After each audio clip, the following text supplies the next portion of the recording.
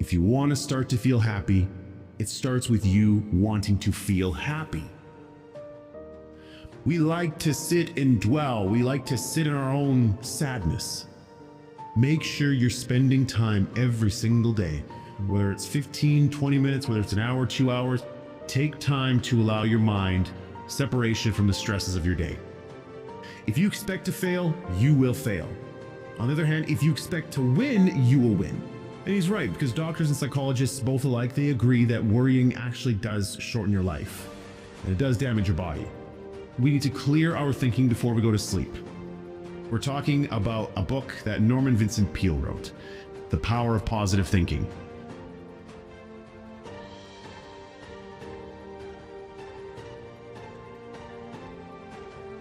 Let's kick this off with golden nugget number 1, creating your own inner happiness. That you are responsible for your own happiness. Because unhappiness is usually the byproduct of you thinking sad thoughts, you having these negative feelings, you having resentment towards others, and just having an overall crappy outlook on life. So if you think those things, what do you think is going to happen? You have to force yourself to not think those negative thoughts. Peale says we have to get into the happiness habit by thinking upbeat, cheery thoughts throughout the day. We like to sit and dwell. We like to sit in our own sadness.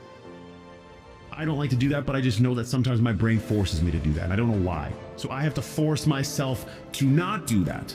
I have to put on upbeat music. I have to go do something productive. I have to get in the gym. I have to go hang around friends that are gonna make me laugh. And it's tough. At first, it doesn't feel right. It feels like you're forcing it because you are forcing it, but eventually it starts to make you feel better. There are miracles happening all around you. There is beauty all around you. Open your eyes and look. Can you see the sun shining? Great. Can you hear the birds chirping? Great. Can you feel the warmth of the sun on your skin? Awesome. There's simple beauties all around us. If you want to start to feel happy, it starts with you wanting to feel happy. So short circuit those negative thoughts. And when you start to feel bad, when you start to find yourself gossiping, feeling guilty, feeling angry, feeling whatever it is you're feeling that's negative, turn that around. Force yourself to think positively, do positive things. And while it doesn't feel right at first, keep going. You're on the right path. Golden nugget number 2, the antidote to anxiety. Is that people waste a lot of their time, a lot of their energy fuming and fretting about things that they cannot control. Go back to Covey's principle. Circle of concern, circle of influence. Focus only on those things in the circle of influence. Everything else in the circle of concern, you can't control. You can't affect that. So move on. Don't allow your mind to just spend time in that space. You're wasting your mind's energy. So as part of this antidote to anxiety, Peale says that we need to slow down to relieve our anxiety and to attain peace. And he suggests meditation. He suggests that we devote at least 15 minutes daily to calming and relaxing ourselves by thinking peaceful thoughts, or not thinking anything at all. So something he shares in the book is to help get rid of the tendency to worry and get angry, we need to relax and spend a few minutes thinking about beautiful, peaceful settings, hearing the birds chirping, feeling the sun on our face, all these things that I was talking about before, where it's just a matter of you actually thinking that in your mind. Wherever you are, if you're at work, if you're in your house, it doesn't, or close your eyes and open your mind to maybe a place where you were on vacation before. And go there for 15 minutes. Smell the smells, feel what the sand feels like on your feet, feel yourself plunging into the ocean. So the antidote to anxiety, it's all about clearing your mind. However you choose to do that, make sure you're spending time every single day, whether it's 15, 20 minutes, whether it's an hour, 2 hours, if you're working out of the gym, whether you're doing yoga, whether you're going to cycling class, whatever, take time to allow your mind separation from the stresses of your day. Golden nugget number 3, expect the best. If you expect to fail, you will fail. On the other hand, if you expect to win, you will win. So, what seeds are you planting in your mind? Are you planting seeds of positivity or seeds of negativity? Guess what? Your life is going to give you back more of that. Are you planting seeds of, doubt and, I'm not going to make this work, or something bad is going to happen? If you're planting seeds of that, guess what you're going to get? More of that. Start focusing on the positive. Start focusing on how things can go right. And guess what? When things go wrong, say, there's a lesson in that for me. Because life doesn't happen to me, it happens for me. So everything that's happening is there to teach me a lesson. This isn't a setback, it's a set up. This thing that's really bad, it happened for a reason. I'm going to learn from it and I'm going to get better. Golden nugget number 4, worry not. And he's right, because doctors and psychologists both alike, they agree that worrying actually does shorten your life. And it does damage your body. We need to clear our thinking before we go to sleep. And we need to imagine our worries flowing out of our body like water out of a glass. So don't think that my path is the right path. No. This path is good for me. I replaced worry with hope by putting together goals. I put together 3 goals: a financial related goal, a health related goal, and a professional related goal. Something that what I was going to do with my life. And back in the day when I was going through those stresses, I was worrying a lot. I was having a tough time sleeping. I was having chest pains. My heart was palpitating all the time.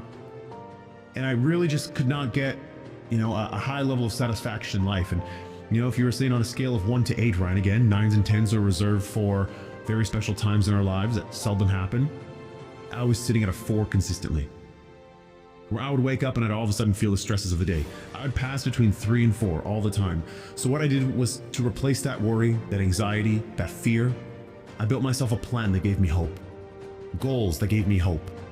Something that got me excited, something that I wanted to work towards, something I wanted to achieve because I knew that if I did, it would get me out of this mess and my life would be better as a result. Golden nugget number 5, problem solving. I had problems that I needed solutions to. I had desires, I had wants, I had dreams, I had goals that I needed a solution to. The crap show was a solution. Create Your 8 was a solution. But what I did need to do was take myself out of the busyness of the day and allow my mind to sort of free up and look for inspiration all around me. And know that whatever solution I'm looking for, it's going to come to me. And this is where in this golden nugget in the book where Peele talks about, problem solving, he gives us 10 problem solving techniques, which many of them I believe with. The first one, believe that for every problem, there is a solution. So yes, believe that your problem can be solved. Yes, it's hard. Yes, it's difficult. Yes, you don't have a solution right now, but there is a solution. And oftentimes there's more than one. 2, try to maintain your serenity as you address a problem. So don't feel anxious. Don't try to get angry and say, I'm not getting this. I don't understand. No, you need to be calm. You need to be hopeful that there's going to be a solution to this problem. Number 3, don't try to force an answer. Or so don't try to say like, oh my God, I need an answer by Saturday at noon. If I don't get it by Saturday at noon, then it's too late. Sometimes you can't force it. Life often happens for you. And so you just need time for that to reveal itself to you. Number 4, gather all relevant information. Pretty simple. Do as much research as possible. Number 5, write down all facts about the situation. Again, get understanding for the problem, what's going on. You need to get clarity on the problem so you can get clear on what solutions you need to solve it. Number 6, spend time praying about the issue you are confronting. Listen, if you're praying about it, that's fine. If you're not praying about it, maybe you're thinking about it. Always make time to think about it. When you're walking in nature, yes, take time to think in nature and allow your mind to flow. But when you separate yourself from the stresses, the anxieties, the busyness of the day, allow your time to think about solutions. Number 7, believe in and seek God's guidance on the promise of the 73rd Psalm, "Thou wilt guide me by thy counsel." If you believe in the religious aspect of that will talk to you. That necessarily doesn't talk to me. So I maybe won't be using that one. Number 8, rely on your inner gifts of insight and intuition.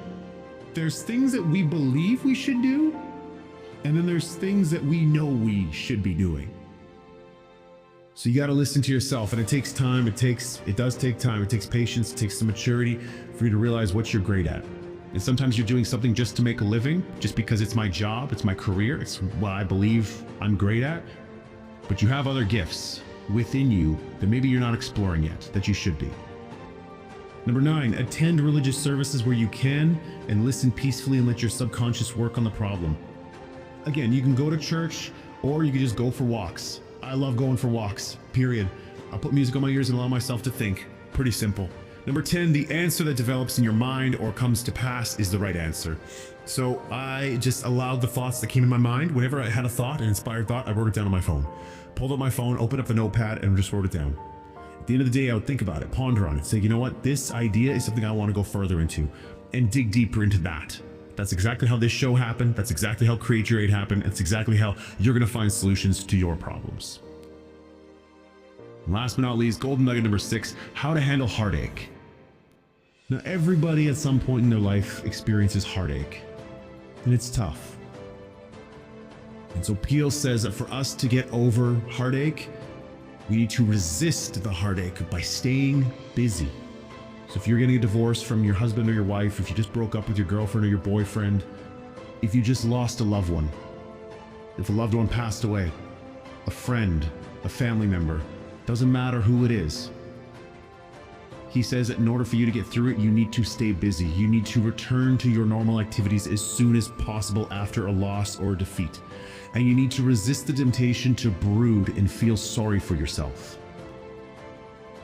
I gotta get back to work.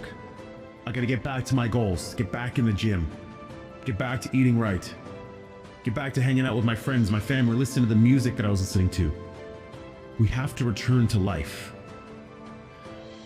But sometimes we just have to be sad, and we have to work our way through it. But the key here is to not allow your mind to dwell on it for too long. That's not handling heartache. That's allowing heartache to take control of you and to win.